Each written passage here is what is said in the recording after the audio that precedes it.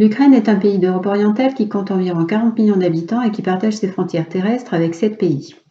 Elle est traversée par le fleuve Dniepr du nord au sud jusqu'à la mer Noire où l'Ukraine dispose d'une façade maritime. La guerre en Ukraine en 2022-2023 peut être cartographiée sous la forme d'un croquis, avec une légende organisée en 3 parties. L'Ukraine est un pays d'Europe orientale démocratique et divisé. C'est un pays en conflit avec la Russie depuis 2014 pour des enjeux économiques, politiques et territoriaux. Enfin, l'Ukraine est un pays en guerre qui révèle les rivalités des puissances mondiales. Dans la première partie de la légende, l'Ukraine, un pays d'Europe orientale démocratique et divisé, on peut rappeler que c'est la révolution démocratique à Kiev en 2014 qui impose un pouvoir indépendant et souverain en Ukraine. Le président Zelensky est élu en 2019 après des élections démocratiques dans un pays divisé entre l'Ukraine de l'Ouest pro-européenne et l'Ukraine de l'Est avec une population majoritairement pro-russe.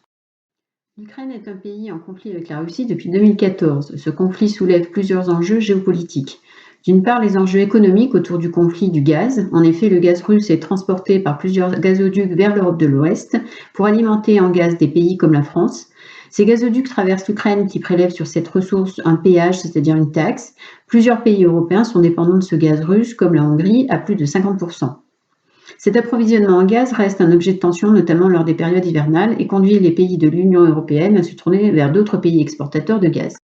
D'autre part, les enjeux politiques et territoriaux se révèlent dans l'annexion de la Crimée dès 2014 par la Russie, qui a des visées impérialistes et instrumentalise l'histoire pour justifier cette annexion.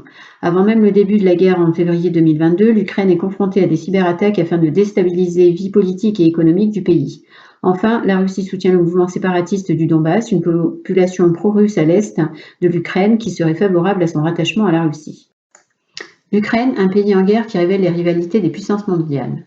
Ceci permet de rappeler les débuts de la guerre en février 2022 avec une attaque russe qualifiée d'agression par l'Ukraine et l'Union européenne aux frontières et marquée par une progression rapide jusqu'aux portes de Kiev encerclées.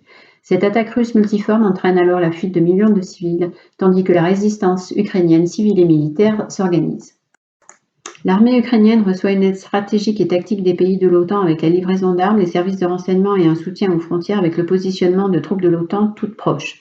De plus, l'Union européenne décide de multiples sanctions économiques envers la Russie. Mais la Russie dispose de plusieurs soutiens chinois, coréens ou indiens qui semblent indiquer que son isolement reste relatif. Elle contrôle encore en février 2023 la partie est de l'Ukraine et continue de bombarder plusieurs villes à l'intérieur du pays, ce qui n'est pas sans risque sur les différentes centrales nucléaires. Enfin, dans cette guerre conventionnelle multiforme et totale, la Russie fait appel à des mercenaires dans les villes stratégiques comme Bakhmut. En février 2023, la tension entre la Russie et l'Ukraine est aussi un bras de fer entre la Russie et les États-Unis, avec en toile de fond une menace nucléaire.